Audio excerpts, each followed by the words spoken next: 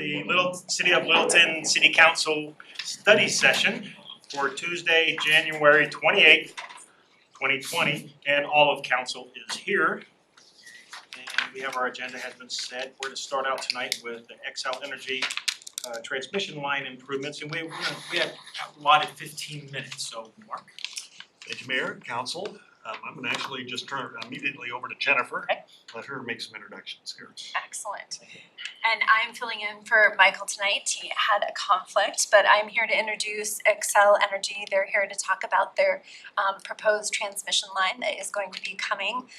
It looks like construction is aimed for 2021.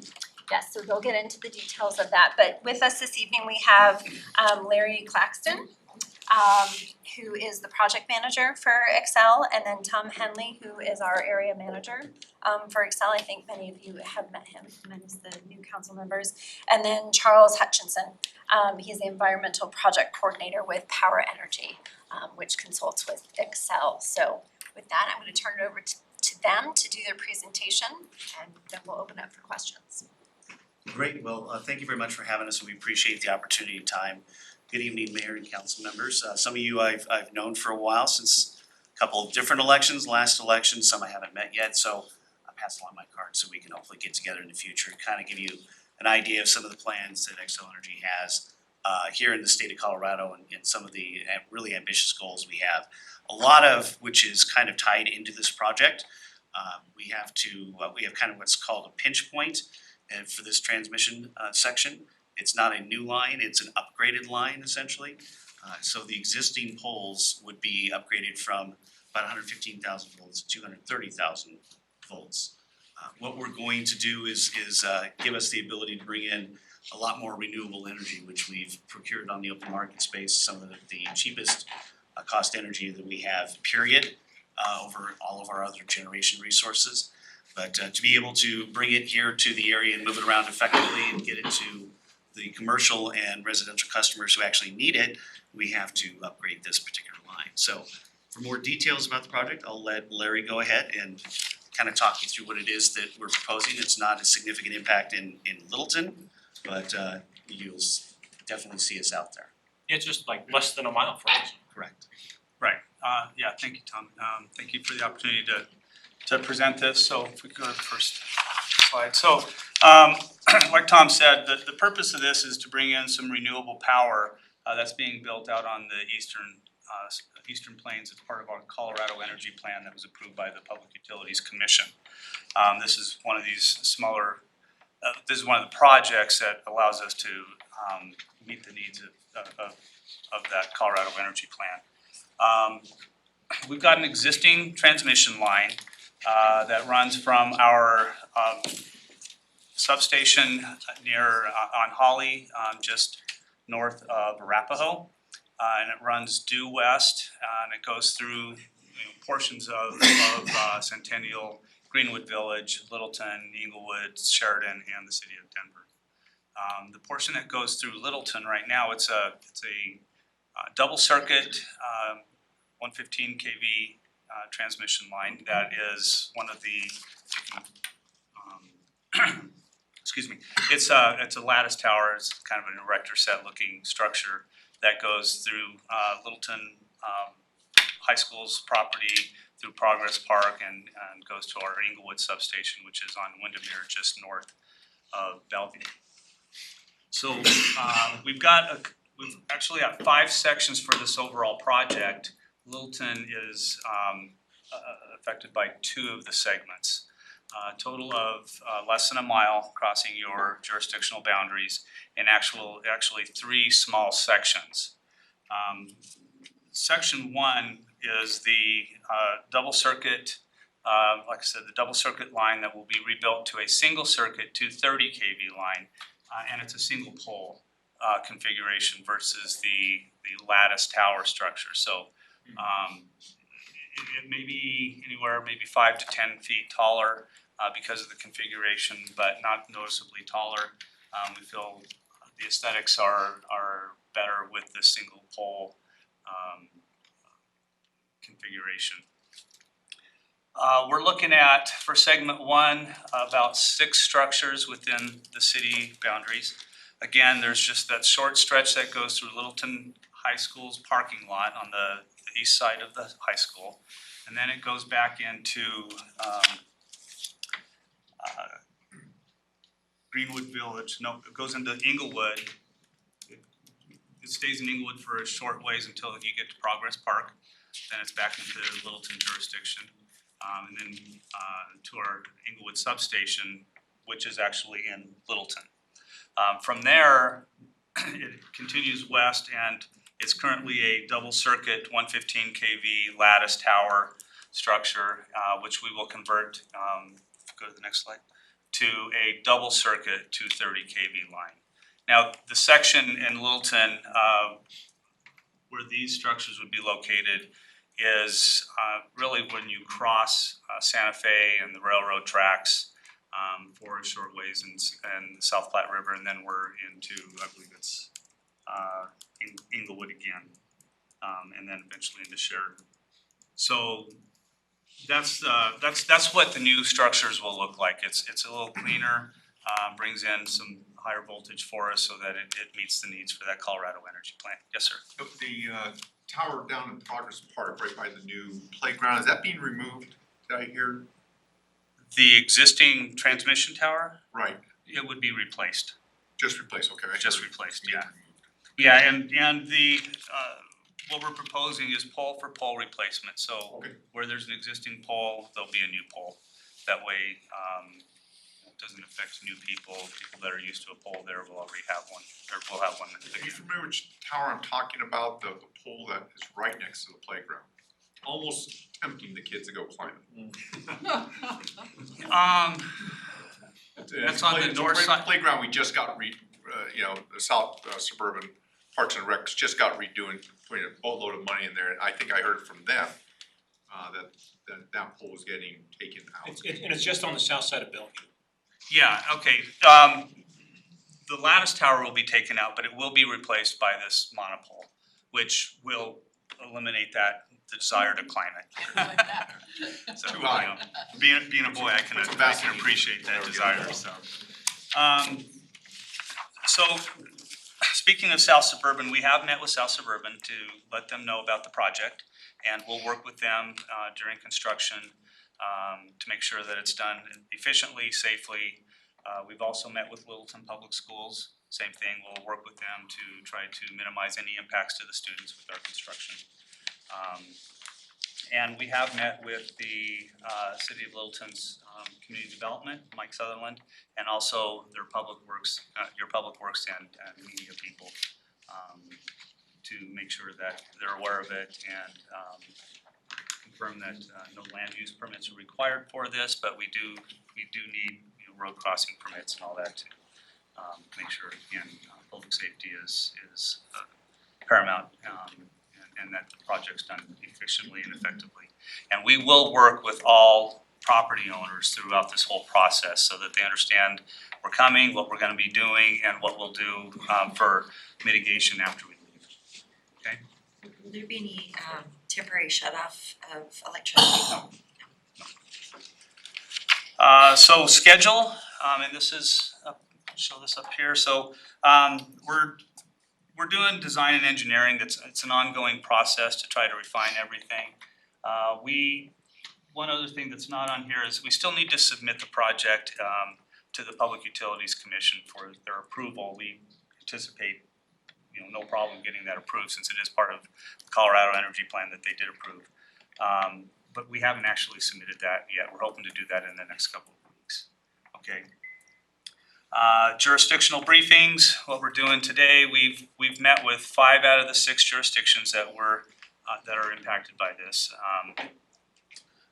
Essentially all of the suburban jurisdictions, we are planning on meeting with the City of Denver on February 13th. All of the jurisdictions so far have appreciated the outreach, they support the project. No land use permits are required, but the same thing, we will work with their communities for any of the construction permits required, road crossing permits. Again, make sure that the public is safe during this whole effort.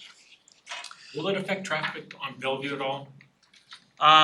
No, the intent is it won't impact traffic, hopefully at all. What we'll do when we do cross, where we have road crossings, we put up our guard structures so that when we pull in conductor, the conductor will rest on those guard structures and we won't have to close traffic. If we do have to close traffic, it's just temporary so we can get those guard structures in place. So then we can pull the conductor without any safety concerns. Public outreach, we're planning on having 3 open houses as part of this effort. And we will start that, again, it kind of depends on when we get this submittal to the Public Utilities Commission. We don't want to start that we don't want to start the outreach till we started that process. 3 open houses, and like I said, we will work with any affected landowner where we'll be having construction activities. There are some state and local permitting. State permitting is primarily stormwater and erosion control. And local permitting will work with the local jurisdictions on any of the construction permits. Construction is, right now it's slated to start in July of 2021 and end in December of 2022. Not quite sure which end of the project that we're going to be starting on, whether it's the north end or the south end. We may use 2 crews to expedite it. We're just not sure. But one of the things that we are working on and we'll have at the open house is an access plan, so that people will understand how we're going to get to these structures and how we anticipate doing the construction, just to give them as much information up front as possible. And then the in-service date is December 2022. Public outreach and engagement, we will go live with our website after we submit the permit application to the Public Utilities Commission. We will send out newsletters and mailers to let people know about our open houses. We will include on the website and at the open houses fact sheets. We'll have news releases as appropriate. And on the website and on our mailers, we'll have telephone information and email address, so people can contact us with any concerns, comments, praises, maybe. Praise. How do you spell? And again, the engagement, part of our engagement is meeting with the elected officials of the jurisdictions impacted and meeting with their staff, which again we've done, all except for the city of Denver. Like I said, that's planned for February 13th. And then, like I said, other community leader briefings, like I said, Littleton Public Schools, South Suburban, and then the open house meetings. So that's a general overview. We have some general maps that we can provide to you for the entire project. We will need these back because they're subject to change, but we can show these to you if you want, but I want to take your questions. Yes. So if I understood correctly, there's one tower that's going to be single circuit monopole and one tower that's going to be the double circuit monopole. And the single circuit is at Littleton High School and the double is at Progress Park There's 6 structures total in the city of Littleton? that will be the single circuit, single pole, and then 2 structures over by Santa Fe that will be the double circuit single pole. So how many do we have in the city of Littleton? 8 total. 8. Yes. 6 will be single and 2 will be double. 6 will be, they're all single poles. 6 will be the single circuit, 2 will be double circuit. And when we say single circuit and double circuit, that means one circuit on one side of the pole, and double circuit is circuits on both sides. Each circuit has 3 conductor. But they will withstand the same level of capacity, 230. Yes, the same voltage. Has there been any concern or is there cause for concern about the increased voltage and impact it has to people, animals, any of that? I think there's generally some concern from the general community. We'll be addressing that in our open houses. We'll have fact sheets on EMF. We've done a noise study as part of the public, as part of our submittal to the Public Utilities Commission, and we meet state requirements for noise. So I'm sure in addition to concerns with the voltage, there's probably gonna be some other concerns, and we'll address those in those open So houses. can we have that information so Let's that we try to know? keep moving. Sure. Yeah, so I'm just asking. Yeah, it'll be- Question number it'll- 3. It'll be on the website and Clarifying Yeah. question, Still it's number an three. ask Go ahead for and ask, go ahead and information. ask. Let's- Just an ask for an information, sure, if you could it'll provide be on the that. website, but we're happy to provide you those fact sheets.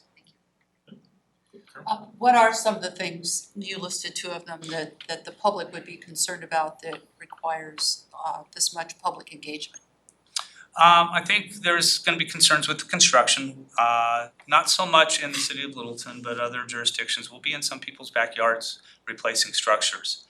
We'll have to remove some fences. But luckily, with the existing streets and alleys, we'll be able to utilize those because they're right next to our structures. So it's not like we're gonna have to go through too many backyards to get to the structures. We don't have to necessarily drive the entire right-of-way to do the construction, we just have to hit each of the structures to replace them. And in some certain circumstances, we will have to have detours around some of the trails that maybe the children use to get to school. But that'll be communicated directly to Littleton Public Schools, so we can do outreach to all the communities so they know what's going on. Thank you. Question, if you take out a fence, do you replace it? Yep. And if it's a fence that's in pretty rough shape, they'll get a new fence out of it. Kelly? Thank you for your presentation, I appreciate that. You said in the beginning this was in part due to an increase in renewable energy. Can you speak to that just briefly? Is it because more people have solar panels now, or? So we're looking for, we've got, I think it's 3 new large wind farms out on the eastern plains that 2 of them have been constructed, Rush Creek 1 and Rush Creek 2. And we've got a 3rd one that's being constructed now. So that's the primary new renewable generation. I know that there's a new solar facility going in down near Pueblo, but it's not just those, but any other renewables. The Eastern Plains seems to be where the land is and the resources are, so we gotta bring them into the city. So we have a number of different wind assets which we purchased through the Colorado Energy Plan, as well as through on the solar side and battery backup. But to be able to get it here, we have to have transmission from both eastern Colorado, southern Colorado, and then northeastern Colorado, where those actual renewable assets generate the energy. Thanks. Great, thank you very much. All right, Mark? Sorry, just one quick question. As part of the PUC process, I'm assuming you had to prepare some kind of an environmental impact statement of some sort? Is that fair to say? We do that when we have to do new construction. I don't know if we have to do with upgrades, because we're just replacing pole for pole. And But we can find out, let you know. Yeah, and not in the sense of NEPA, but they, like I said, we did have to look at noise and EMF, do studies and provide those. As far as other environmental concerns, biological, I believe they did look at that, don't quote me, I can confirm. Well, I guess what my point is, Larry, is that if there was some kind of a concise statement or a report that was prepared as part of the process, putting it on your website and access for the public, I guess, would be something for you guys to consider. Sure. That's my point. Sure. Thank you. Good. Well, thank you for coming in, appreciate it. Thank you. All right, thank you very much. Appreciate your time. Is it worth mentioning that Excel is powering the electricity at this point? Yes, lights courtesy of yourself.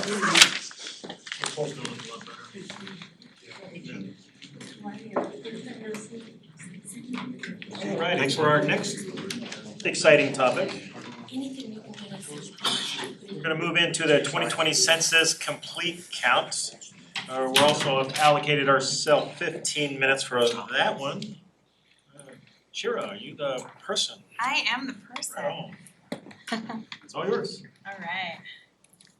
Here we go. And I will let Ryan actually, if you wanna. Good evening, thanks for having us. Shira, Kelly, myself, I'm Ryan Thompson. We are here to talk about the 2020 census and what we've got going on and what we're up to so far. Today's topics quickly, some of the introductions we've already hit over, general census information, just to give you an update on some good topics that some information we've got. Our project plan, so what do we have going for the city of Littleton in relations to the grant funding, which I was in here before talking with you about in the past. The county census position and what that's about. Engagement and outreach ideas and how we're gonna get into the community. And then the Complete Count Committee, if you've heard about the Complete Count Committee, we'll fill you in a little bit more about what we're doing with that. We'll talk about the census bus, which couldn't wait to get some attention just a few minutes ago, but we'll talk about that, how that's coming along. Some of the community events we're gonna do, and things along those lines. So, from a national level, the census is one of the government's largest, the Census Bureau is one of the largest statistical agencies. It determines how many representatives each state gets and also helps us to draw district boundaries. There's over $675 billion in federal funds each year distributed based off of the results of the census, which trickles down to 16 different, 16 different programs that would affect us in the community. Locally, as of 2015, we've got 46,352 residents. We're shooting for 50,000. If we can get to 50,000, then we avail ourselves to a lot of different opportunities, different grant programs, and are open to different things along those lines. In addition to that, we have 8 billion, or go back real quick. Oh, sorry. That's okay. We got excited. I know we're trying to just move through quickly. Colorado alone gets 8 billion a year from the census information, so that's quite a bit of money. And that breaks down to just under $1,500 per person per year. So this is for 10 years. So when you think about if we can get a few hundred extra people from our efforts, it's really going to make an impact in us over the next decade. And there's something special about that 50,000 number that kind of puts us in the next bracket. So when it comes to funding with Dr. Cog, different grants that we can get, different whether it's healthcare, education, transportation, that's a pretty big number for us, so that's our goal. So how are we gonna get out there and get in front of those people that are hard to count? And so like she had said, working with Department of Local Affairs, we applied for a grant last year and were awarded over $12,000 in grant funds. Those funds are to cover our marketing and engagement expenses. We also are using some of those funds to help host our Complete Count committees. There's three, we kind of broke down what the Complete Count committees look like from a state level. The State Demography Office has a Complete Count campaign, which we are fully involved in and participating with. The county has a Complete Count committee, which again, Littleton is a part of and is participating in. And then the city on a local level, we have our own Complete Count committee. Really quickly though, just to give you, this is a good snapshot of not only what the county's doing with the county position, but it gives you a good understanding of really where our hard to contact people are. And this is a really good list. It kind of encompasses all of those people that we're trying to reach with our campaign. So that's kind of why we left their slide alone and left it that way. So our Complete Count committee consists of the following groups. We've had 2 meetings already. Our mayor was kind enough to join us for our last one, which was great. I couldn't turn the invitation down. Yeah, we had breakfast. There's and- breakfast burritos. Yeah, it's good stuff. So thank you for attending, but we had a great attendance for that. So we've had Littleton Public Schools involved, Arapahoe Community College, Littleton Hospital, Love in the Name of Christ. You can see all the rest, I don't have to read them all. But I think we've covered a really good amount of people in the population.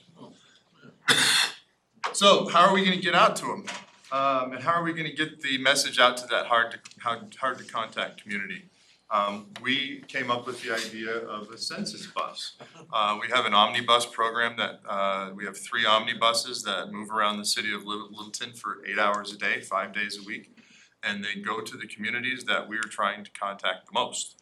So if you look behind you or over to your left, depending on how you're sitting, we dropped off one of our buses last week and it's going to get wrapped, so it's a temporary wrap.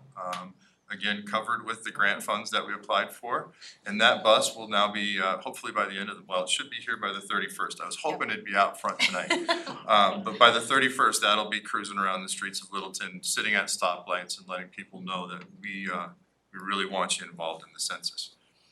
With that census bus, we're hoping to we're going to be loading it up with mobile kiosks. These kiosks are gonna be cellular, they're going to be battery operated, so they can operate under their own power. And we'll be able to bring those to you. So if we're going, some of the places that we're looking at leaving these or setting these up would be our meet, greet, and eats. We were also talking about the delivery waiting rooms at Littleton Hospital, the courthouse, a lot of different areas where we think people will be. Oh, yes, and then one of the ones that I'm working on myself is for the transient population and folks who are more lower income tend to pay for their cell phones or pay for cell phones with cash. So they have to go somewhere to do that, and we're talking about more of your Cricket Wireless and some of those types of places. So we're hoping to set up kiosks there because everybody's got a cell phone these days. And so those folks that maybe don't have a permanent address or don't have a place to get their mail or something like that still have to go and pay for their cell phone. And so if we can be there with our volunteer and our complete count committee volunteers, hopefully we'll be able to catch some of those folks that might have slipped through the crack otherwise. So that's our mobile kiosks.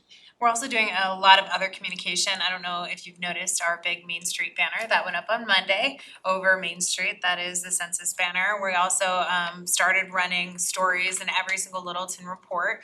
We started in December and we're gonna continue that throughout the year. Employee newsletters, because internally is just as important as externally. So we have a presentation plan for the next all staff meeting, and we hope to really educate and give every employee in this building the tools to not only fill out the census, no matter where they live, but also to communicate and have those talking points as they go out into the community. Did you have a question? Yeah, just real quick, do those communications go out just in English? We have several different languages. So right now I'm working with LIRC. They're part of the Complete Count Committee. And I actually just talked to Glacia today, and we have, I wanna say, 7 different languages. You're saying some words and initialisms that we don't know. Yeah. Oh, Littleton Immigration Resource Center, Yes. excuse me. Sorry, So that they're- is out of the library. Yeah, so Yes. they're in the lower level of the library and help us with immigrant resources and things along those lines. So they're part of the Complete Count Committee. And the census alone has, I think, over 13 languages that they've printed all of their documentation on. So if we encounter something or someone that might need additional resources, we definitely know how to tap into all that stuff. And to that, we're printing and pushing out those communications in already 7 different languages. But again, as Ryan said, if you run into that, they have a ton of translations already that are just ready to rip and read, so to speak. And then they also have staff that is going to be going around to those locations who are going to be bilingual, hopefully at least Spanish and English. So The School for the Blind, is that is a really cool thing. Actually, this is the first year where you can do it online. You can do it on paper, and you can also do it on the phone. So we're working very closely with folks from the census, and they have meetings that they've already scheduled with the Center from the Blind, and they're gonna do it via telephone. Yep, and then also our social media platforms, I've created an entire social media campaign where we're starting to push out that communication. And as we go along this time frame, we'll be changing the way those social media communications go out. But that's gonna touch everything from Nextdoor, Facebook, Instagram, Twitter, all of the above. And we're really working with a lot of our other local agencies from Greenwood Village, Sheridan, Inglewood. Everybody's Centennial. tagging each other and, Yeah. doing it. So we've already started with that. So we encourage you though, as you go out and as you talk to folks and engage with folks, we really do wanna equip you with talking points and make sure that you know everything that you need to know. So if questions come to you, you're equipped to answer those questions. So we do have a talking points brochure that we included, I think, in the communications this evening. And then if you bump into anything at all, please reach out to Kelly or myself or Ryan, and we can kind of answer those. Or if you run into a particular language, maybe it's Portuguese or something, we can definitely equip you with those tools. Also, promotional ideas, what we're already doing is we have strategically placed our meet, greet, and eats in those kind of hard to count areas. If you pull up a map on the census, They have an amazing webpage and it's an interactive map that shows the areas where we got kind of a low response rate within the city of Littleton, and that's where we're really focusing our area of concentration. And then also I would say they're starting to do first year, so we'll see how it goes, but they're gonna do a live count. Now that live might be 24 hours to a couple days as folks start to fill it out online, but you can see where we're really getting a response rate and where we're really kind of having a lower response rate, and it also identifies why. It can tell you different languages that are spoken in those areas, if they're foreign born, whatever it may be, whatever the issue may be, and so we can kind of hopefully adjust as we go. We'll get live feedback, so then that way we can change our communication strategies. Is that available to the public to view as well? It absolutely is, and I can send out a link if you'd like. You could spend. It's an abyss of information. Oh, I've been known It to. goes forever. Yes, it's bad, like a whole afternoon will go by. So, So first quarter, we're working on procuring the equipment and getting the supplies for our campaign, and we've already did our complete count committee training. Second quarter, we're gonna begin the campaign, and April 1st is the official kickoff date for the campaign, and it goes through the end of July. So that's when our big push is. We say the end of July, but that's really when they start to do the follow-up calls, they start to do the additional push to get those folks that didn't contact. And that's when we're talking August, where you would start to see those folks coming out and knocking on doors. Our complete count committee and our staff will not be doing any door knocking for the census. They have their own people that do that stuff. And again, that's only those last 5% that they're trying to get way at the end. but that is something that we do wanna highlight and point out. Everybody says April 1st, Census Day. That is true, it is Census Day, but it's not over after that. That just means you got the postcard in the mail, we encourage you to go online and fill out the census. If you don't do that, then we're gonna mail you a physical census that you're gonna fill out. If you choose not to do that, then we're gonna show up at your door with information, possibly some bilingual folks who are employees of the census, and really encourage you, answer questions, maybe speak to some of those fears that folks might have as far as their information being shared in a different way. So that's kind of the process. Who are the people who actually knock on doors? They're employees of the census, so if you're looking for a second job, they're hiring. But they are tons of folks that are really, it's a temporary I heard gig. something like close to 1 million positions It's that they're insane. trying to hire between now and the end of the census, and it's all for those types of positions.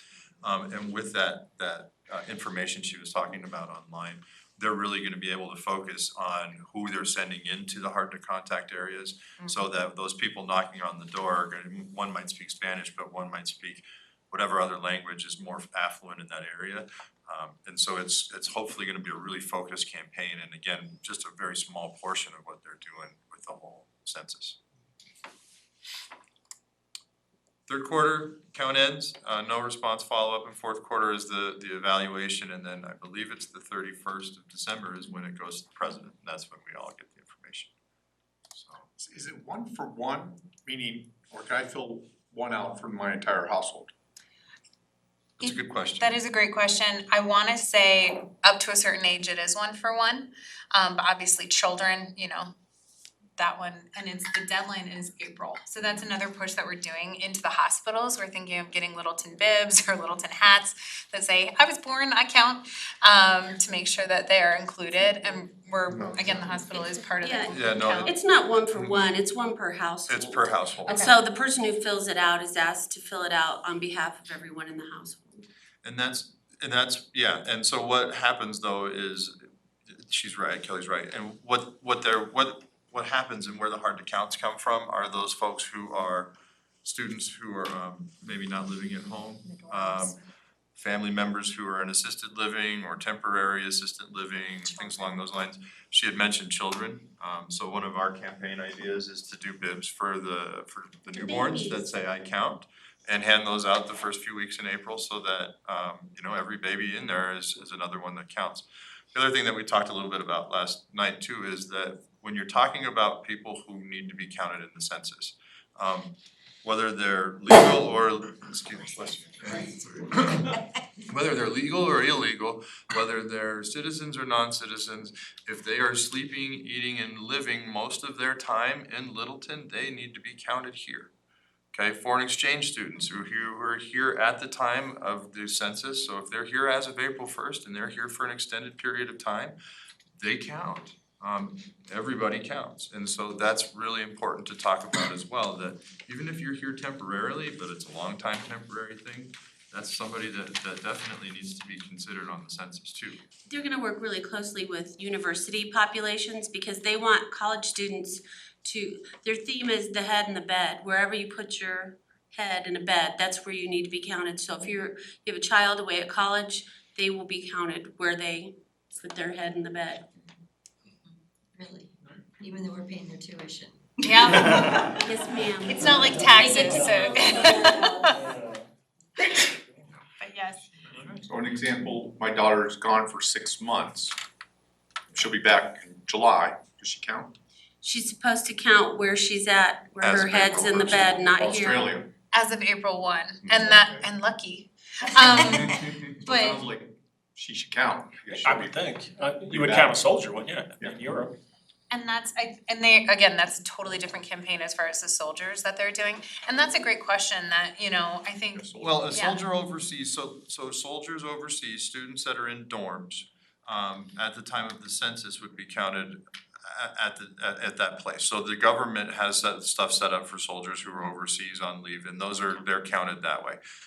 That's the same for like universities, cause you can't expect a dorm full of 300-400 students to be conscious of risk. So what they do in university situations and the military situations is they base it off of beds that are being used. And then again, in good faith, they're hoping that the parents know that they don't count them if they're not in their bed April 1st. I think that's a good question about your daughter though, and we have a great relationship with the census folks here.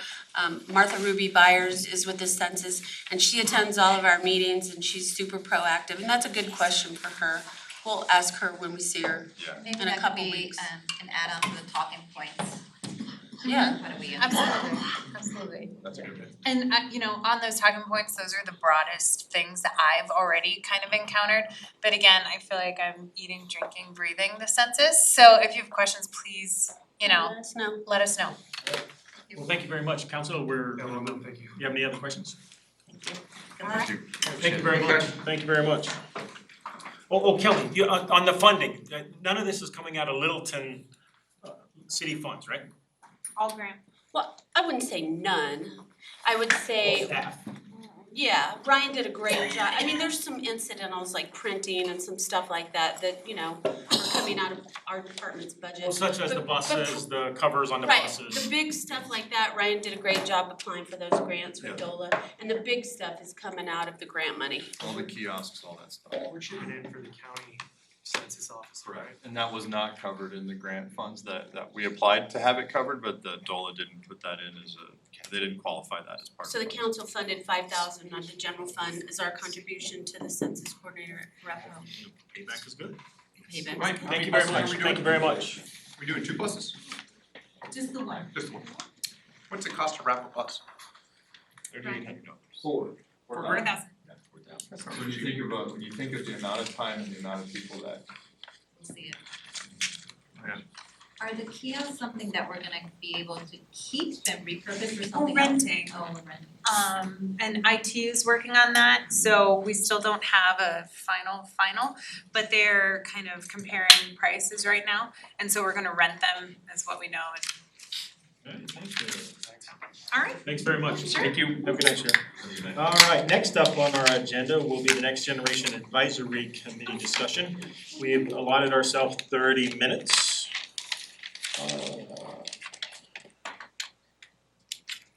Can I interrupt real quick? Is Ryan sticking around for the next gen presentation too? He was not planning on it. Is he not the staff liaison for next gen? He is now. Kathleen's been the one who's really kind of set this thing up. Gotcha, so, okay. Yeah. So with that, Mayor, can You'll we- work, Kathleen, I just wanna make sure we. Yeah, sure. We have the Yeah. right people. Yes. So your staff communication kind of details some of that background. You'll remember that the Next Generation Advisory Committee was created in 2008 or 2018, and then has 11 members. It was set up to be a 2-year committee. 7 of those members were appointed with a 1-year term, 4 of those members were appointed with a 2-year term. In year 2, we're up against a potential lack of continuity for the membership, and that's why we're here tonight to gain some direction from council. So, do you have questions at this point? Would you like more background? Yes. Yes, I guess, I mean, the estimate on our council materials for tonight, as far as staff time in helping Next Gen do whatever it may do in the future was 0.5 FTE. Where did that estimate come from? So Or sorry, 0.25. 0.25, sorry, where did that estimate come from? Yeah, so in our view, the continuity and the transition that the committee would be facing would require some additional staff time. So we think that that's not just one person, but maybe a variety of staff to help support both the recruitment of new members.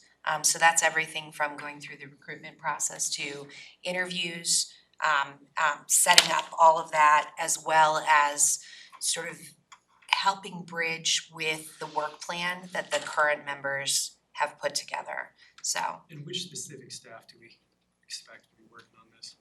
So I think it would be a combination of Ryan's time, there would be involvement from the city manager's office, the clerk's office. I don't know, do you anticipate anyone else? Those are the.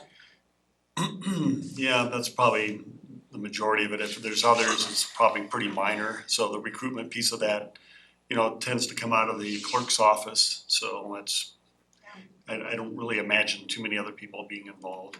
And I know our communications staff has been very helpful in making sure that recruitment is pretty widely communicated through all of our different outlets, so.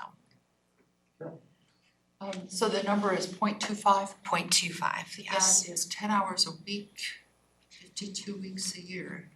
Right, so we anticipate that may look a little bit heavier, the staff involvement at the front end in mitigating that transition. So applications would be released in February. New members would be recruited through interviews in March. That new body would be seated in April. So I think it's those pieces that we anticipate a little bit more support. And then the work plan itself has 3 components. I do want to acknowledge that there are 5 very active members of the committee that have continued, and a few of them would imagine reapplying for the committee itself. So that would be up to council to decide if those members that are seated and appointed for a 1-year term would then continue. Why is it Next Gen needs so much more staff help than other boards and commissions? Or do the others have it and we just don't talk about it? Well, I think from when it was originally discussed with city council, we were hoping that the council member at that point in time would be probably the real connection with the group. We tried to set it up through the bylaws there that they take their own minutes, and we were looking for ways to minimize that. The council at the time was pretty concerned about kind of the staff commitment to this, and that's in large part why it was set up to be kind of a 2-year program and kind of evaluate after the end of the 2nd year. I think just with the trying to get a new committee going here, little starts and stops with that, and I'm not being critical certainly of the committee members themselves, but I think there's a learning curve with that. And I think now we're seeing that some of the members, in fact, we've had a few resignations, so the attendance has dropped off perhaps a bit. We're just now faced with the process of trying to recruit. And I think we're just trying to share with council kind of where we're at this moment in time. As the communication stated, we're certainly committed to trying to find strategies to connect to, this generation. So we're just kind of updating the council on the status and reaffirming, trying to see if the council's still engaged on this particular committee here to kind of continue. If we do, then we're gonna have to look like to spend a little bit more staff time to focus on the recruitment and get that attendance back up. Great.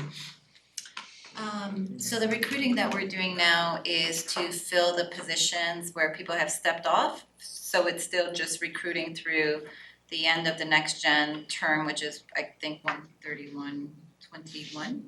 So what is this recruitment that we're trying to do right now? So the current recruitment that would open up in February would be to refill the seats that have experienced that resignation. But then there are 7 members that were only appointed for a 1-year term. So it's to extend it so that they can complete the 2-year In obligation some as a cases, board. right, in some cases they may reapply, in other cases those seats may remain open and there'd be new candidates considered. And that recruitment's different than the boards and commission stuff that we do? Yeah, it's a little off cycle, the application is different, and so to avoid some of that confusion, that's been how we've treated last year's recruitment in 2020 or in 2019, yeah. Are you through? You know, I'm still in favor of this group. You know, I know Kyle worked hard to get this thing going, and I don't know if they've given a fair chance or not, so to even be having the conversation about whether or not we should continue this group. You know, I don't, you know, whether it's council or staff or whoever position it is to basically give them direction, but I'm kind of surprised we haven't got an update from Next Gen, having somebody from staff or from Next Gen come in and present as to what they've been working on. You know, I know, having talked to some people on Next Gen, they've got a mission statement, they've got direction, they're moving forward, they're looking at the Envision plan, they're giving feedback on that, they're giving feedback on Geneva Village. But we don't know that, or at least I don't know that, other than if I reach out. So I think we haven't done that group any service by not letting them share to council. 15-20 minutes is probably plenty to bring us up to speed as to what they've been up to. Having them lose some members, I know life gets in the way of members and people move on with life, with jobs or whatever it might be, and so I'm still in favor of, you know, giving these guys an opportunity. They have a year, you know, is what we agreed to at council, and I'd like for us to stick by that agreement, and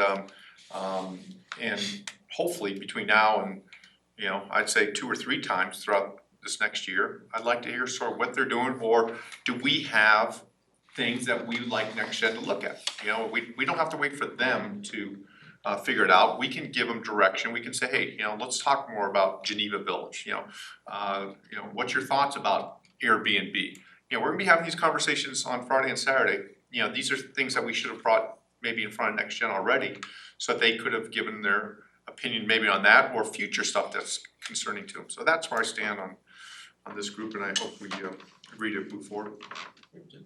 Kelly. I thank you for the presentation. I had a lovely discussion with Ifton this afternoon. She's the chair of that committee.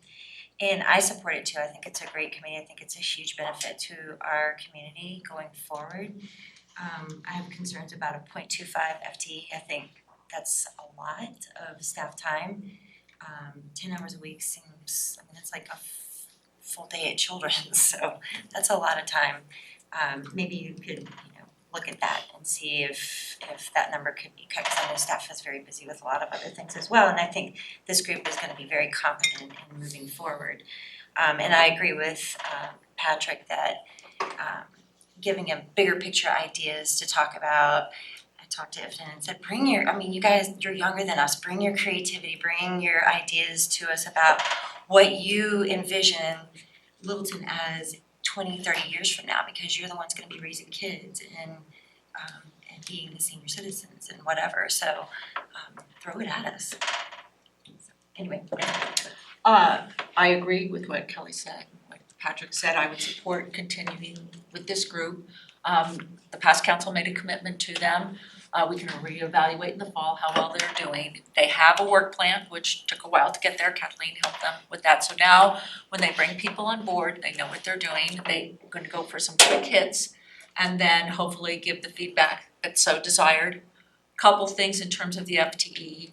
I think it's a heavy lift this time, but I would advocate in the future that it's rolled into the recruitment for the boards and commissions, and that'll alleviate some of the heavy lift there. I would also like council to think about an ordinance to help them succeed, and that is 2 changes to their charter. 1, to expand it from 17 to 34, to go from 16 to 36. 2 reasons. 1 is you will get somebody that is in junior in high school and they could possibly stay for another year, where their seniors are kind of thinking about college. On the higher end, it gives them a larger pool to come from. There is one person that could age out. And although there's two different groups, they really seem to work well together, having attended their meetings. So I would like to see if we could have an ordinance to help them succeed and then set down a timeline for them when they would come back and on what specific issues, so there's clarity around that. I think that it was a little miscommunication last year in terms of what they were coming back on and what they recommended. So I think we just need clarity in the 15 minutes on a study session, I think would work. So that's what I'd like to ask council. Thank you. Yeah, Kathleen, just another question. A few people I spoke with about Next Gen all mentioned kind of an awkwardness as far as Next Gen's ability to actually be present to provide comment and feedback to the council just because of meeting schedules, right? Next Gen's meeting once a month, but the council's meeting, you know, potentially multiple times in between. And I wonder if there's some brainstorming or some conversation that's gone on to make that easier for the Next Gen members to be present at council meetings to provide that feedback. Yeah, I think there's been discussion about some of the issues that council has been grappling with. I think what was absent in their work this year was having sort of a work plan. So I think what they've developed now are 3 major initiatives, and then the continuity of how they would, I guess, keep track of and also interact with some of the policy questions that council's asking themselves. So I think that stability allows the opportunity for a greater presence. It's up to you. Scott, you're not asking them to present at council, are you looking them to present here at study session? Whenever. Yeah, Right? I would like Next Gen Yeah, and present. They're an advisory group. I don't want, I think what happened at council when they came up and brought up metro districts, yes, that was their opinion. I don't think that was the right place for them to present that information to council. You know, I thought that should have been here. I think because it was a quasi judicial type thing where council is hearing facts and Okay, applying good call. criteria, that one probably wasn't as good a fit for the advisor. let's let Scott finish up his comments. Yeah, I'm sorry. I'm mindful of how full council's draft work plans are. And committing 0.5 FTE, or excuse me, 0.25 FTE makes me wary. My hope is that turns out to be an overestimate, and that hope is really based on my conversation with Ifton and her belief that Next Gen can sort of pull more of its own weight. I think that getting the youth perspective to council and really getting as many diverse perspectives to council as we possibly can is tremendously valuable. And I think something else that's really important to me is Pat's point, which is really well taken, that we made a commitment to the Next Gen board to give them 2 years. 1 year, that's a really short timeline to get a board up and functioning the way that we want it to. My hope for any Next Gen board members who are listening is that in addition to what's already on their work plan, we do get just feedback from the youth perspective on things like Envision and Enzer and Geneva Village, some of the things that Next Gen was originally formed to do. So I'm fine, certainly, with letting this go. It's full 2 years before we revisit. I'm gonna chime in at this point. I would like to see it continue because it's what November or December is the end of the cycle for, at least for this cycle at least. And I know we've had a lot of staff attending these meetings, a lot of staff time, but other boards too, like the transportation board, what we had more staff there than we did board members. So I think at Lyft, I think we often have more staff than we do at meetings. I'm just thinking somehow, maybe with in our effort to try to help, we're hurting. So maybe we need to cut back and let them swim on their own, so to say, to some degree. but by cutting back our staff time and let them come to us if they have actual questions or need support of some sort, let's consider that at least. And I know they're gonna need office supplies or whatever they might have. And I would like them to be included in the cycle that we've been talking about, them coming to our study sessions. And when I look for boards coming in for study sessions, Patrick, what I'm looking for, just kind of say, what are you guys up to? Not advice, just say, here's what we're working on. We have maybe an event coming up or something. But that's true for all boards and commissions. I'd like to see that. I think Pam is now our liaison, and I know she's charged and is willing to give the supercharge and get it going and keep it going, I think, for this year. Karina and Patrick. So I think, you kind of hit it on the nail, Jerry, where it's like, so this is, some of these concerns are with the transportation board, with Lyft board, and now Next Gen, and maybe even our other boards about the level of engagement and how they're also able to or want to communicate with us. So I really think this is something we should consider taking on as council to say, how do we ensure our boards are aligned with our mission, especially with the comprehensive plan? So it's not just about the direction or the structure that we give to Next Gen Advisory Board, but really, what does that need to look like for us now? And how do we create the right level of engagement and even the right boards that we need to execute on our comprehensive plan? And so with that being said, I think, I'm on board with just about what everyone else is saying, that this board was established to be up and running for 2 years. Let's let them take that to the end of the term. At that point, we really have to decide, does this board still fit and is aligned with what we are doing with our comprehensive plan and the next steps, or is there a different, how do we reshift some of our resources and how we're using our board? So I'm supportive of them continuing. We made that commitment. Let us give them the opportunity to follow through. And I think we have to have a much bigger discussion.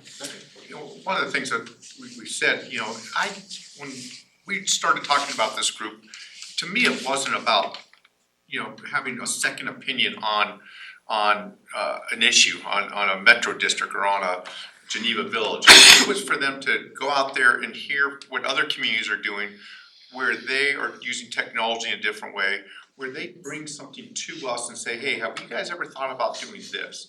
That's to me what Next Gen's about. I don't ever recall looking for their opinion on Geneva Village, for example, that I heard today. So certainly as individuals, but I don't know if that's what that group was established for. So that's maybe something we have to get some clarity on. They were established to, we gave them that, part of the structure that we put in place was for that commitment and support to ensure we have a voice and envision Littleton, that we knew we would have a difficult time reaching that demographic. So I think to your point, we gave that structure to say, Right. Let's let Patrick finish. No, I was done. Supporting. Because I'm thinking too that, I'm kind of thinking the same as you, Patrick. I think what I was hoping to get is something different that we're not thinking about. It's one thing for them to go out and plant trees and that kind of stuff. But I'm really looking for that higher, maybe it's technology or how to reach and get people. That's really what I'm hoping for. I'm looking at it when I say that. Anybody else have any comments? Kelly? Well, and I was just gonna tag on to that on 2.2 under the mission and goals. It says the advisory committee shall explore topics that are important to a younger demographic, including but not limited to education, employment, economic opportunity, et cetera, et cetera, et cetera. Bigger picture, yeah, so I agree with you. Since council, I'm hearing, is supporting this at least through next year, can we then talk about the change in the charter to help them succeed? We have 10 minutes. So I would like to see if the rest of council would support giving staff direction to come up with an ordinance to expand the age and to let the group go up to number 15 instead of 11 to help with it in the event that there's some attrition. It doesn't take an ordinance to do this, does it? It's actually, the council approved the bylaws by a resolution, but it'd be the same methodology. We make an amendment to our resolution. Okay, Consent and agenda. then amendment to the resolution, if Just a single council reading. agrees. Right. Yeah, I'm I think that's great. And for the newer people, we had, I think, 32 people interview, somewhere in that range, that Kyle That's right, you were part of that, went weren't you? through, and it was we kept everybody to, I think, 10 minutes, if I recall. We had a lot of people to go through, and we had a lot of interest, and we said no to some good people out there. So my hope was we can reach back out to those people, see if they're still interested. That would be the low-hanging fruit. And then obviously open it up to everybody else too. And I'm thinking too, if it's lowered age-wise, 16, I think is what I heard. I can see that, cause that gives them like 2 years of high school to be involved. Cause right now, I think it's really 17, you're probably a senior, then you're gone, probably. Yeah, I'm all about expanding the age range. I'm not opposed even to letting first year high school students do it. I think 16 is a bit arbitrary. I think 15 can be perfectly capable of serving We on did this talk about 14, we did talk about going younger, but we wanted just a certain level of maturity that they would bring, and because the age range is so broad. So we did consider it, and then the group kind of talked about keeping it at 16, and also the group made will make an effort to recruit friends that they know about in high schools, and will enhance the recruitment efforts that staff is going to do. So they're have skin in the game in it too. When you say the group, you mean next year? The current 5 members, there's 6, one's on medical leave. So the current 5 members wanna reach out to their friends and whoever they can talk to encourage people to apply. And I think one of the thought process was, because maybe people left because there wasn't a lot of direction, they didn't have a work plan, and that's sort of been fixed, and now going to enhance the work plan as time goes on. And really look at the importance of attendance and notifying people when you can attend, and maybe enforcing the 75% rule, which wasn't, I don't think, quite done, that they have to come to 75% of the meetings, or they, would automatically resign. And that's true for all of our boards and Right, commissions, that's a but this discussion. maybe instead of letting the opening last for 3 or 4 months, say, are you gonna come back? If not, let's see if we can replace you. No, I appreciate that's where the conversation landed, but we can screen for maturity in an interview. I'd like to cast a broader net, especially if we're trying to reduce staff time and recruitment. I think I'm happy to bring it down to 15. And Fine, Patrick, you said there was plenty of interest. There was plenty of interest, yeah. I'm And I don't know how we came up with the number 11 or 12? I think we patterned it. 7 to 11, that's right. Yeah, I think we brought on 11. And I don't know how Kyle came up with that or who came up with that number, but we had plenty of interest. But increasing the number to 15 or something? That's what I'm proposing. Karina has something. I'm fine with the age that was proposed by the Next Gen Advisory Board at 16. I have kids in that age, there is a different level. There are the exceptional 14-year-olds, but there is a level of engagement, even capacity. At 16, they're driving, they can get themselves there. So I think the age is fine as it's been recommended, and I support extending to 15 as well, given your feedback. So you're looking for a direction? I think I've got it here. Let me just summarize a couple of things here. So clearly, we're gonna proceed here. I think the 0.25 FTE, I don't believe we're overstating that. I think if you truly want this group to get grounded again and off and running, it's probably gonna take that. As soon as that perhaps we can back out of that, absolutely, we'll try to do that as staff time. But I think if the council's really wanting to continue with this, I think we do need to make a commitment to make sure that it goes. And if it's 0.25 FTE, so be it. And I think that's part of why I want to get this before council, is because I believe it's probably gonna take that effort. So then we'll have some modifications here to the bylaws. We'll put together a resolution that we'll show that in strikeout version, typical format for that. We'll try to tee that up as soon as we can. And yes. What about alternates? Was that talked about? Well, I think if you're going to 15, I think that's probably plenty. You probably don't need the alternates. One other comment, I appreciate where the council is trying to understand, well, what's the potential of this and the issues that they could perhaps look at in the future? I think that's probably a very relevant conversation at the end of the 2-year assessment. They have a work plan, so they do have some kind of mission here of what they're gonna try to pursue for the next several months.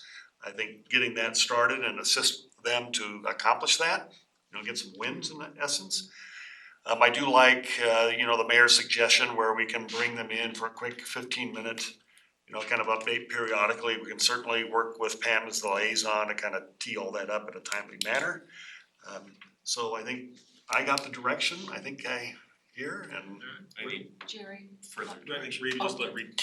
So, so is the number going from 7 to 11, so is it gonna be 11 to 15, or is the minimum gonna be 7 and the maximum 15? I think the maximum number is going from 11 to 15, isn't it? That's what I heard. Okay, so the minimum will remain at 7? 7 to 15. So 15 board members, ages 16, what did you say, 30? 36. 36. So who else down this way anyway? I just wanted to say in terms of the work plan, you were talking about the work plan. They have more projects they wanna do, and if they get more people, then they can do them. Right now, they just kind of pared them back because of their smaller size. But then they could resurrect them, they're already fleshed out in terms of ideas.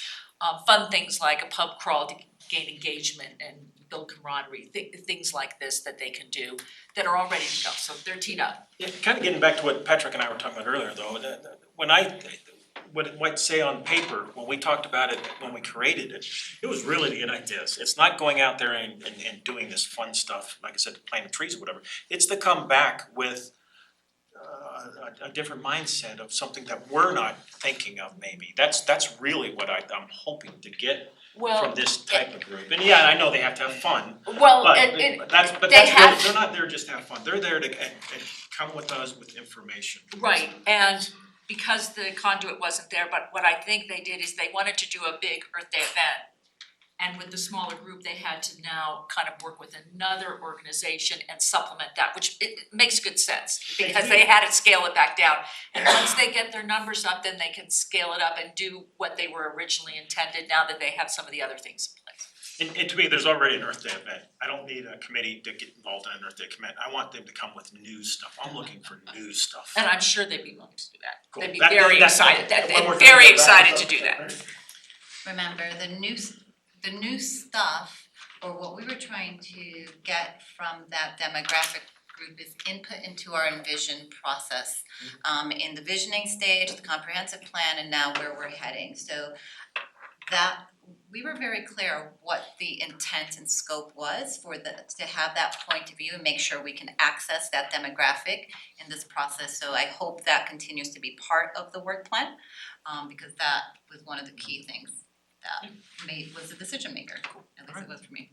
Mark knows what to do at this point. Thanks. Cool, thanks. Okay, Thank you. thank you. Thank you very much. You're probably sticking around. What's that? I said, thank you, but I said, you're probably sticking around, aren't you? I kind of am. Are you, for what reason? Okay. Well, then let's move right into our next item, which is the Envision Littleton review. We've given ourselves 60 minutes on this one. And we hear the presentation is supposed to be really Riveting. riveting. Okay, so for some of you, this is purely review. For others, it may be new. I don't know. I think all of you have followed this process pretty closely. But to get us started, I would like to take us sort of a few steps back in time and take you back to 2017, directly following the election results in 2017. I think a couple of things really align the stars here and set the stage for the fact that we are living proof that timing is everything. So the leadership of council at the time really understood the importance of being very clear about a work plan, being very clear about some intentional steps, and having a tremendous amount of focus. So coming out of your March retreat in 2018, council provided that guidance to say, we know that there are some things that we need to tackle long term. Probably one of the biggest challenges were the sort of antiquated land use codes, some of the zoning issues, but to really tackle those with any great clarity, we really have to do a process that helps people reimagine where the city is headed for the next 20 years. And that was something that we had taken a multi-decade timeout in doing any of that long-range planning. And if I can interrupt, just, I'm sorry, one second. And this from you tonight is to set us up for our work shop this weekend, correct? Correct. The council workshop here Friday, Saturday, the big consensus around. Seriously. You may. Thank you. But it's largely gonna be focused on the work plan around this particular effort, Envision Littleton, and obviously the last stage here of our code update. So this is really to kind of get us all on the same page, so that when we get to the workshop, that it's gonna make much more sense, we're all basically on the same page about what is. Thank you, Kathleen, I'm sorry. Yeah, no worries at all. So I think what was pretty clear coming out of that retreat is council's desire to be values-based and data-driven, to really clearly understand that everyone in the community is on the same page. Our last huge update of a comprehensive plan dated back to 1989. There had been some minor updates in that time between. But I think it was pretty wise of council to understand to renew that emotional connection to the city. I think what you would all agree is that if you go out into the community, you find a great love and passion for this city. And so being able to connect that with a sense of shared values and clearly communicate where the community was headed over the next 20 years became the focus of the work in 2018. I think that desire to be on the same page, but also start to set up a foundation so that we can begin to measure progress.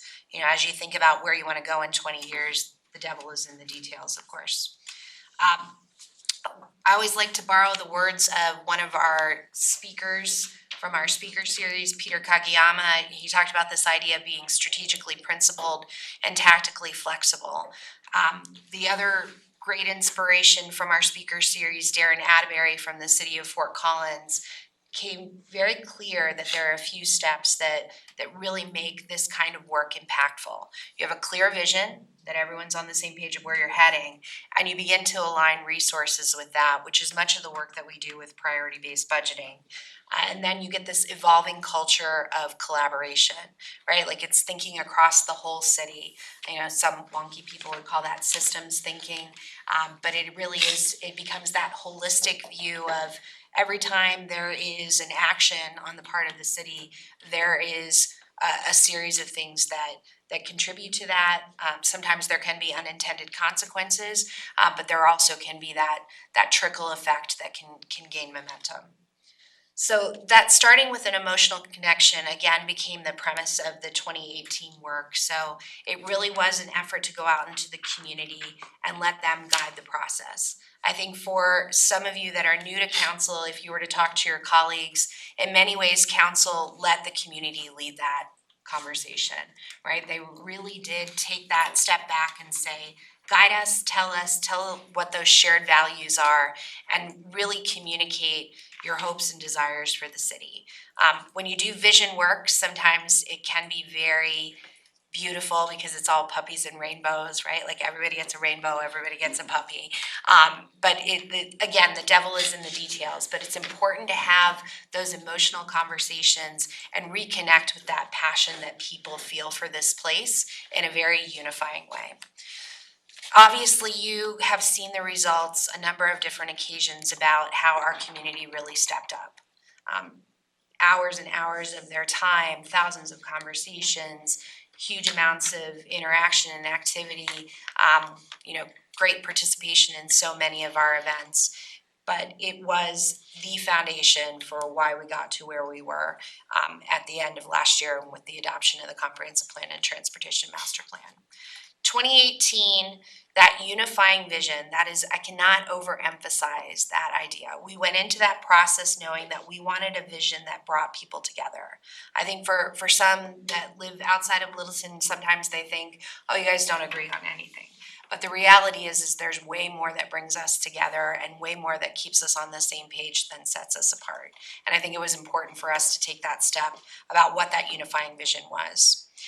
The next step, of course, in 2019 is how you get to that data-driven. How do you get to some of those outcomes? How do you get to the deliverables? And that really became the process of starting to outline from you a policy direction that became part of the Comprehensive Plan and Transportation Master Plan, a set of goals that were shared, a set of objectives of how you deliver those, and then a series of action steps. And that'll really be the foundation. If you were to look at the summary that was included in your packet, sort of that centerfold is that series of vision elements and how those action steps, objectives, and goals kind of line up with where the community is headed. So just to kind of drill down into our comprehensive and transportation master plans and sort of what makes them unique, particularly in the landscape of long-range planning for cities and counties here in the region, and I would argue nationally as well.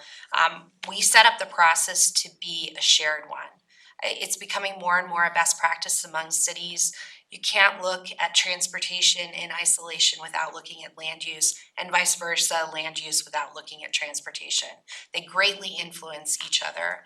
One of the things that we were very conscious of is this is a very holistic conversation with the community. So how could we deliver that in a way where you could have that land use and transportation conversation throughout the entire process? So if you remember back to last year, there were 5 phases that we took the community and guided them through, the 5th and final phase being, of course, adoption last October. The core elements of each plan, again, it is this framework that pays great tribute to the amount of planning and work that the city has done all throughout its history, and really kind of outlines that legacy of planning with each of the core elements of the plan. There are also a number of key issues and considerations which are a direct result of what we heard from the community, and then outlines goals, policies, and then action steps. I think the most important thing to communicate as far as this comprehensive plan, it is a plan for the city of Littleton. It is not a to-do list for the city.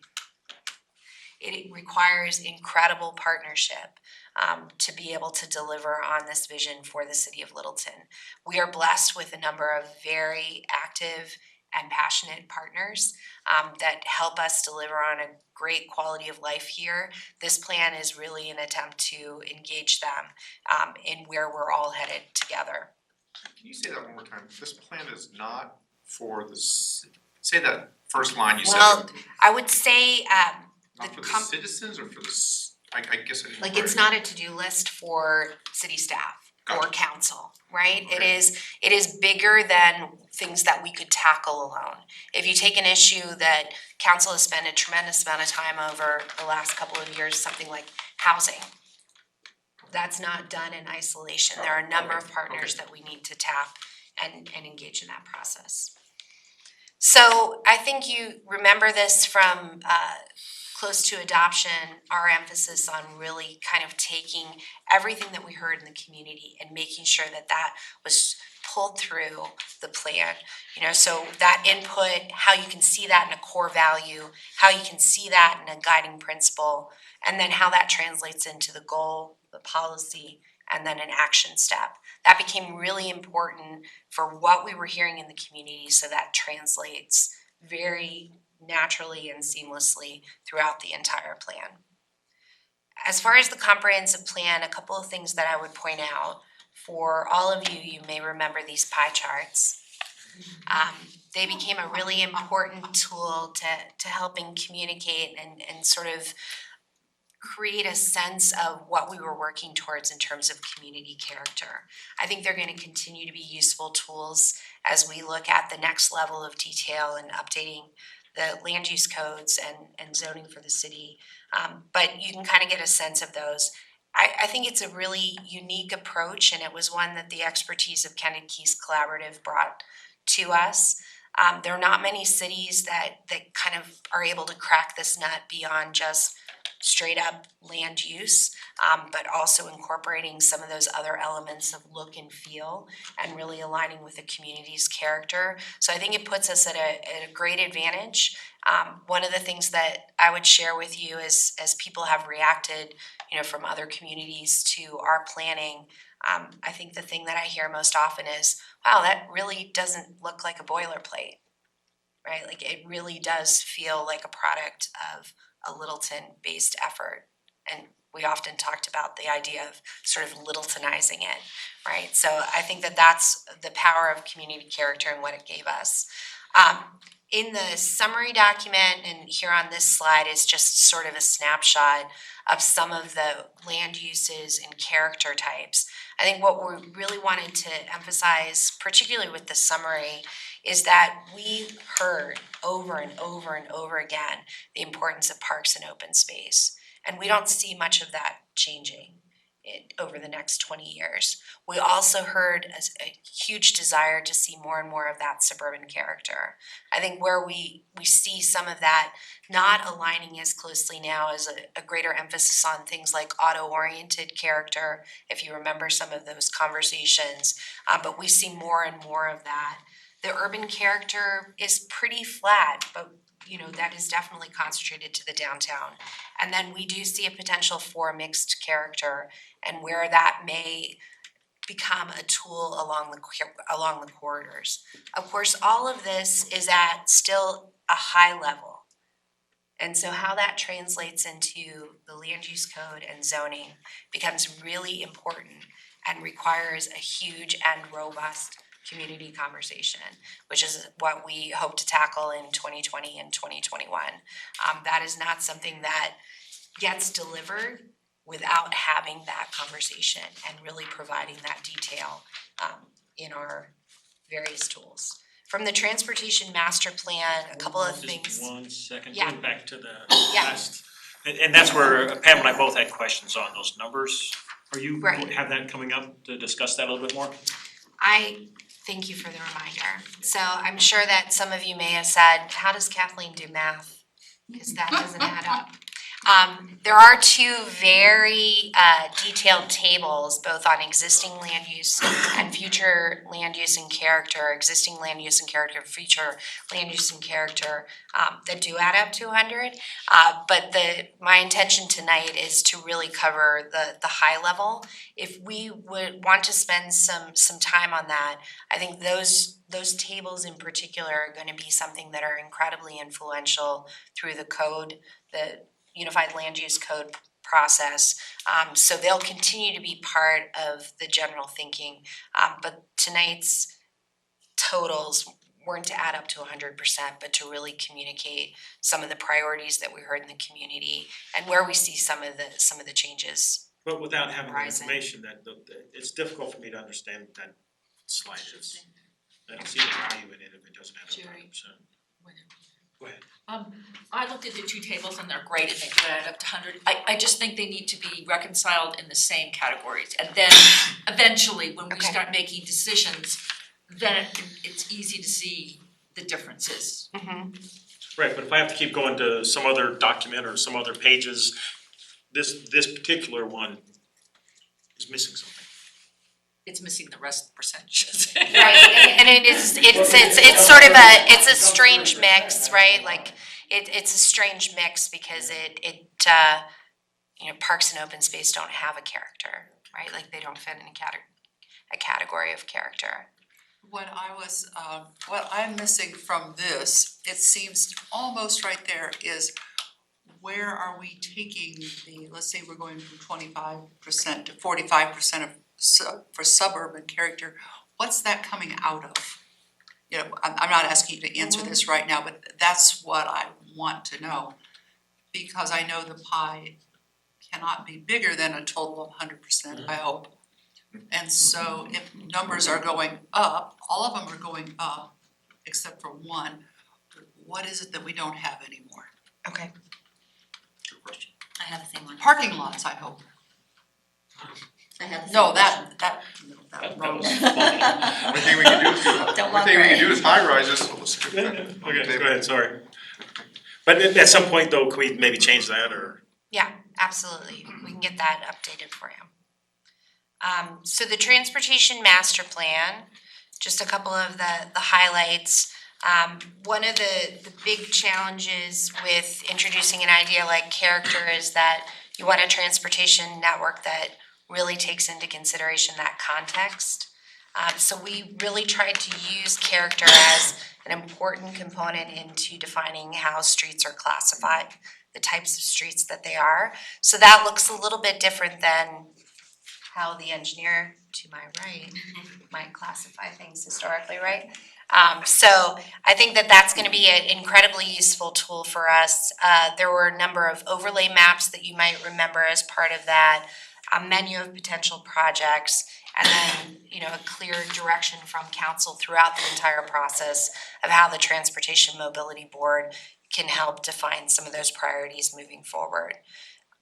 One of the things that becomes really important for us are some of the critical corridors. That looks like it's sawed off stuff. Yeah, it does look Scary.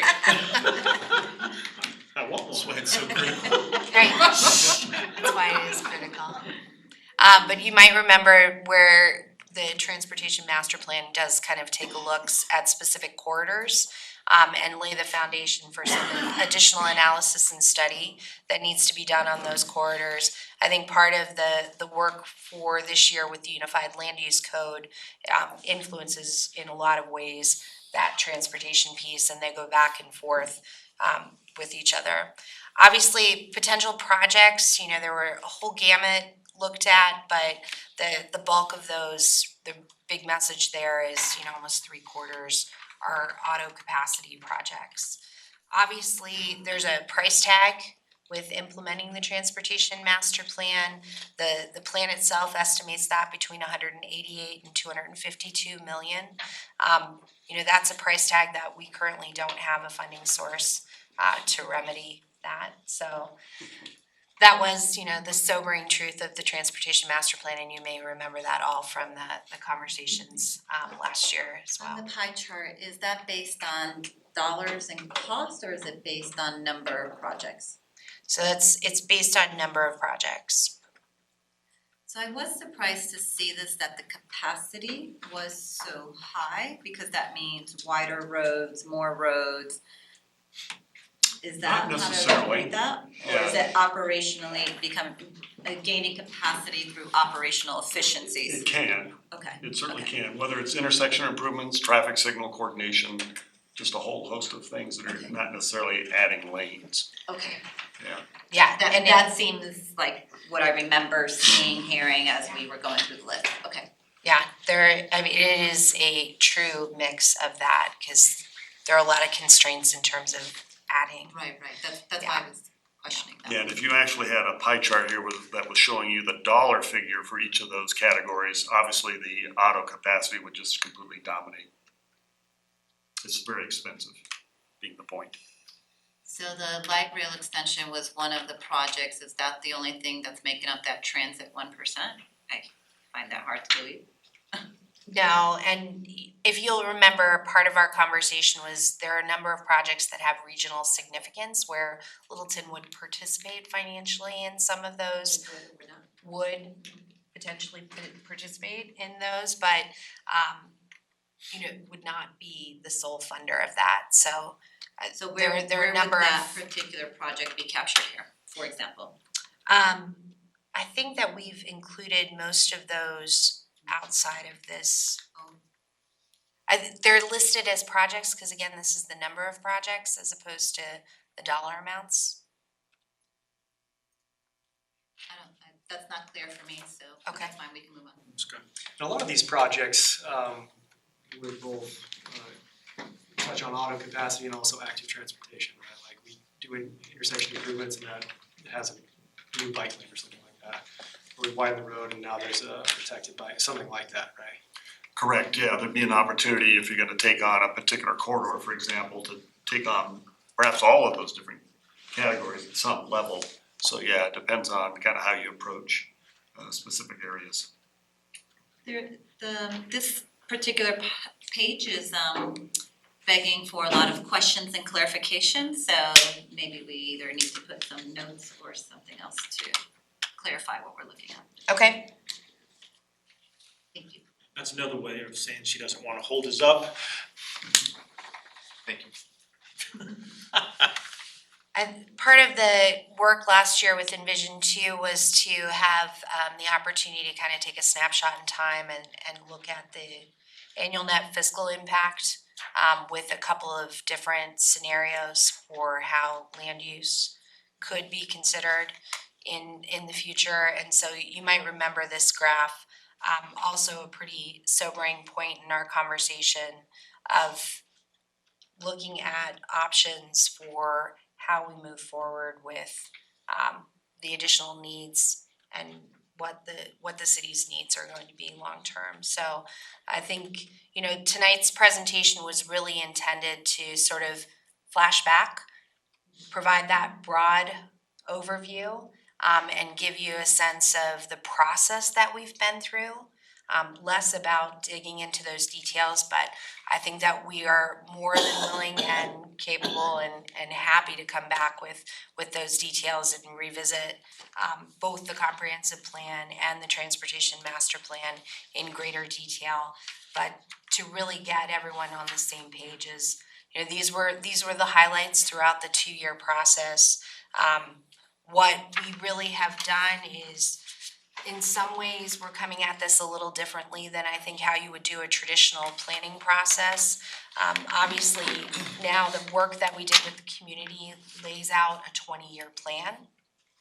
Your work plan really speaks to those actions in that 1 to 2 year timeframe. I think, but the work that we will be doing throughout this year and next year starts to outline that strategic planning phase of the 3 to 5. What fits in that 3 to 5 year time frame, and what are the things that can be accomplished before we again open up this process of looking on a 20+ year horizon to kind of understand the trajectory that we're on as a city. I think, you know, intuitively you might want to go, okay, so let's think about the 20-year plan, what happens in 3 to 5, what's left over that we can accomplish in 1 to 2. So we're coming at this a little bit differently, but all of these pieces are so critically fitting together. So what we understand from the council work plan and the work that you do this weekend will drastically inform the 3 to 5.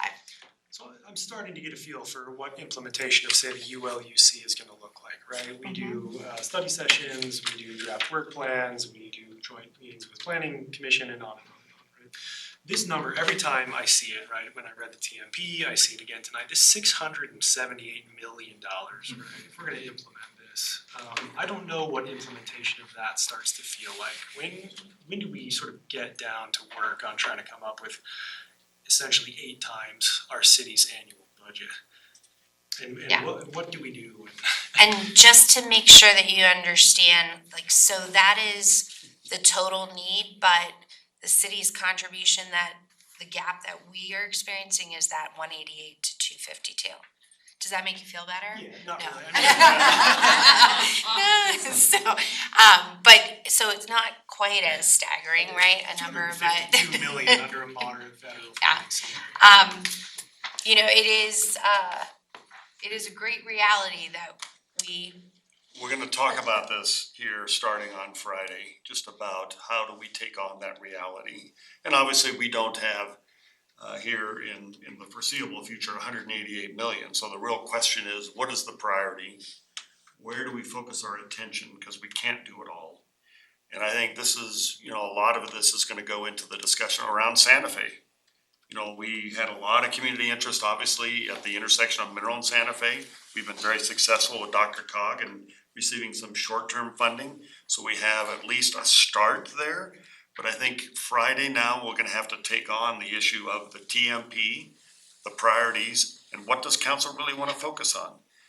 So hopefully by the end of Friday, it'll make a little bit more sense. But the other piece of this, of course, is we currently don't have a funding strategy to come up with much of anything in the capital fund. And I think to Scott's point, which is a good point, is that I mean, is like 500 million gonna happen in year 15, 18, and is that's kind of what you're thinking too, isn't it? All of a sudden it just dumps on us, and where's it gonna come from to begin with? I mean, so if we need to start spending like 10 million now, 10 million 5 years, like some sort of a plan, whether it actually can happen or not, what should happen, and That's you're good correct. at doing that, you're good at doing that.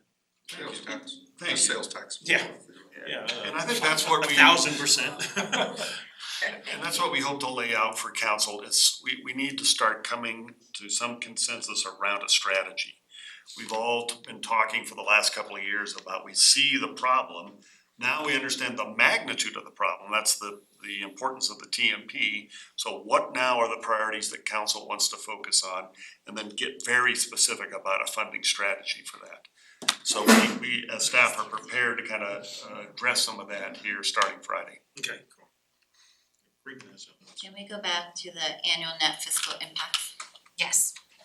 So this is the start of that conversation because one of the things we have to take into consideration is which one of these paths are we going to choose based on our land use planning. And so the percentages that you showed us of how things are switching, which one of these scenarios is most aligned to that percentage allocation? Do we have a sense of that? Yeah, so the comprehensive plan considered the 3 scenarios, and that was the work done in combination with Tischler Weiss. And then the suggestion and recommendation is that middle line.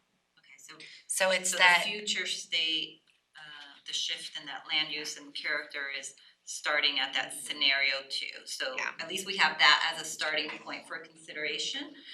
Because what you're saying is if we start changing some of that, we may fall into a 1 or we could fall into a 3. So that's And I think the tool that was missing for us internally is the economic development model that's been now created. So that helps influence our ability to really think through variety of scenarios.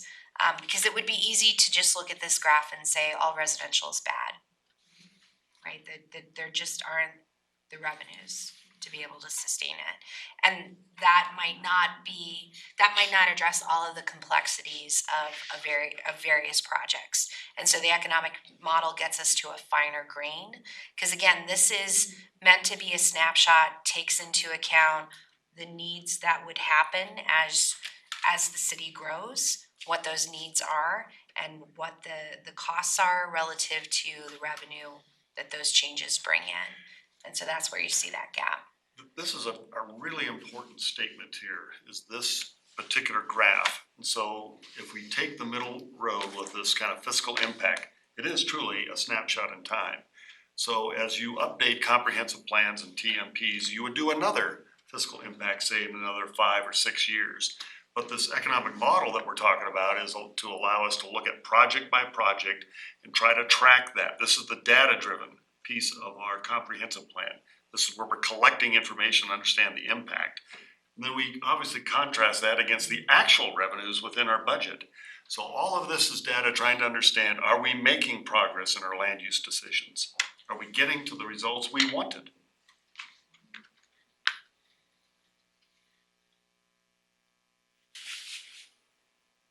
So just to come back to that stars aligning, right now where you are poised as council in the direction that you've given us is that we have the opportunity to be very intentional, very strategic about how these pieces all come together. What we've created in the comprehensive plan is a framework. It is living and breathing. The transportation plan, I would say, is even living and breathing more. So, but both of those frameworks together provide us with a lot of information to make much more informed decisions. The economic model, having that in place to be able to look at a more granular level, all of these things inform how we work together with council to deliver this vision that the community wants to see over the next 20 years. I would say as you look at strategic planning, there are a few things that you need to really be successful. And the support that we have from council is a necessary and critical piece and has been incredibly, an incredible blessing for us as staff to have that support. I think also the leadership that Mark has shown has been tremendous. The timing, again, has been so important. Working across departments, really starting to understand that this isn't a comprehensive plan that just speaks to things like land use. It is really the attempt to sort of define those citywide endeavors and where those partnerships start to play a role. You'll see from the priority-based budgeting and other budgeting conversations that you've had both last year and into this year, how those aligning the resources really start to come to life. And of course, the most important thing in any strategic plan for a city is that you're ready to involve the community. And that is a readiness that we continue to have and hope to demonstrate from this point forward as well. Community involvement is exactly what I wanna hear more about. What do you have planned for community involvement as we go forward? So the work of 2020 and 2021 is really focused on the Unified Land Use Code.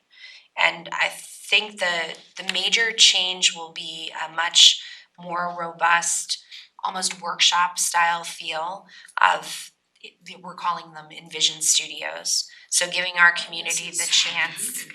Well, Friday you're gonna hear more about it. But giving the community. I'm just trying to stay informed. You'll have all the information on Friday. That was a teaser. Yeah. A teacher. And so, Envision Studios? yeah, so really the chance to kind of roll up your sleeves and see how these pieces start to come to life. The kickoff that hopefully you all saw a notification of for February 10th, that's really the chance for Candid Keys Collaborative and Brett Keys to be back in front of our community and really kind of share how this idea of community character comes to life. Right now it is a concept that we're very excited about, but how that translates into the things that we do, the steps that we take relative to the land use code, those details become really, really important. And so that'll be that press. The citizens. Yes, Yes, it must. All of them who wanna be involved. absolutely. So that invitation went out for the 10th, is that open to everybody? Yes, Is that, okay, good. Anyone can attend. absolutely. So it's on February 10th at 6 p.m. It's gonna be in the gallery space of the Town Hall Arts Center. Any And then- parking problem with that? They may wanna park here and walk over. Just get your steps in. And we'll welcome everyone there with the kickoff, and then there'll be more information on each of the studios.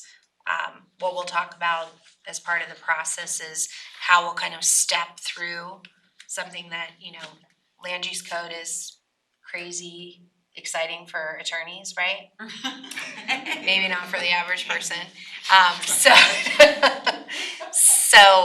really try and translate that into what the look, the feel, what you see, how that translates on the ground. So these will be kind of that opportunity for our community to really participate in that process. The magic, yes. You guys have any questions? Down the way, guys. Stealing more thunder from Yeah, Friday or Saturday. I'm all excited now, so. Oh, Well, tingly. I think, and I appreciate that, I think that in part, that's the purpose of why we're here this evening here. I think, just a couple of comments, and maybe this is my pep talk, I suppose, but, we've gone through an incredible process for 2 years, engaging our community. I shared with council here, I think around the holidays, an article that was in the CML magazine from Department of Local Affairs. I didn't realize that this person actually lives in Littleton, by the way. But it talks about kind of the significance of planning and how you go through the comp plan process and then you're positioned to execute. I think as a council member and certainly as a staff member, it's a pretty exciting time to be in this position right now. And so we have the information largely for the council to act on this. And so the code, while typically maybe more focused around for attorneys, I think the policy issues that the council's gonna take on for this community are just, I don't even know what the right words are, they're big. And so when we talk about community character and how we're gonna take that on, it is a huge step for us in trying to address really the vision that our community has kind of put out for us to execute. And so that's a big step. I'd also suggest that Brett Keys and Kendra Keys specifically, they're not going to address all issues here in what I would say is kind of managing growth. And so as staff, we're going to be sharing with you a few other ideas about what we might be able to do here, starting Friday, about taking on that particular issue. And I've got a few suggestions. Actually, Reed and I have been kind of chewing on this a little bit. So we're going to be introducing some topics here about how you manage growth.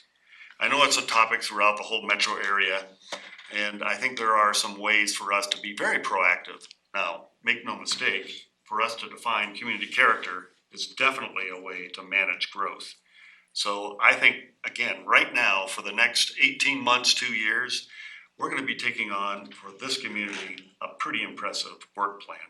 And I think it's pretty exciting. Mark, I have a question, going back to that, almost 700 million thing. Is that just for the transportation piece? Yes. So if, taking the comp plan that we put together, what is our, in your salary? What is the total dollar amount if you were to tag it to the comp plan to reach all those goals in 15, 10, 15, what's your swag on that? Oh, that's a great question, and I think Kathleen talked about this. Because realistically, we don't have money to do this, everything there. Well, we certainly not all the transportation piece of this thing, and I think how we align the resources, and again, we'll talk about this on Friday, the organization, our kind of, I think, political challenge here is making sure that we go through a process where we actually align the resources of this organization to meet the goals and objectives of the comp plan and the TMP. The comp plan needs to dominate how we address the work in this city, in this organization. It is now our guiding document. Everything, in my opinion, needs to be tied to that comp plan. That was the purpose of the leadership team retreat. We all recognize it as a leadership team. That is it. That's the policy direction that our community wishes to pursue. The action steps are oriented there.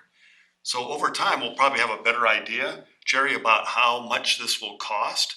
There are some things, quite honestly, we will not be able to do in the foreseeable horizon just because of the other priorities that will get in the way. And that's part of the strategic planning process, is to recognize some of that. In priority-based budgeting. In priority-based budgeting, that is definitely a strategy to align our resources directly to the implementation of our comprehensive plan. And I think it also, going back to that statement that I think we have to write down, this is our city's plan and it's not the city's to do. That also comes back to, where does the money come from? It's our city, so our businesses have a role to play, our nonprofits, organizations, regional. So it's not for us, the city alone, to take on all of this. It really is our greater community that is moving this forward. So that's part of that mindset. Definitely is. Yeah, this is all about, well, a large part of it is about the relationships, the partnerships that are going to be necessary to execute this thing in the end, because we can't do it all. Maybe the other thing that'll be perhaps more apparent, I guess, after Friday, if you think about it in totality, it's a little overwhelming. And that's why we have to be strategic and slice this thing.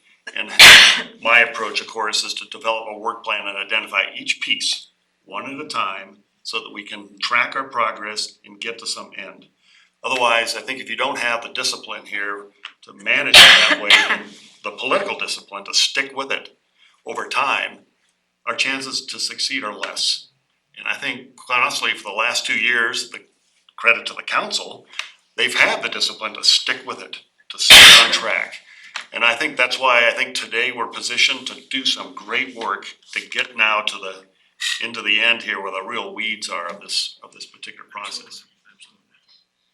Great. Do we have anything else? Can you refresh my memory? Where the meeting is on Friday? I know it's over by Deer Creek Golf Course. Is it in the actual clubhouse? I've never been there. Could you send us an address?